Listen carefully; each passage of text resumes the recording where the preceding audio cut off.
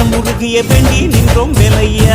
அழகு என்றாலே முருகன் தானையா, எங்க அழகு சுந்தரம் பார்த்து கேட்க அருள் புரிவாயா.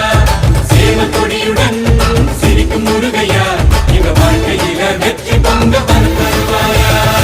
ஆறுபட வீடு கொண்ட முருகனுக்கு அரோகரா, அப்பானுக்கு பாடம் சொன்ன சுப்பனுக்கு அரோகரவும் பேர சொல்லி இந்த ஊரே வந்தோம். உன்னை தேடி வந்து எங்க உள்ளம் முருகிய வேண்டி நின்றோம் வேலையா.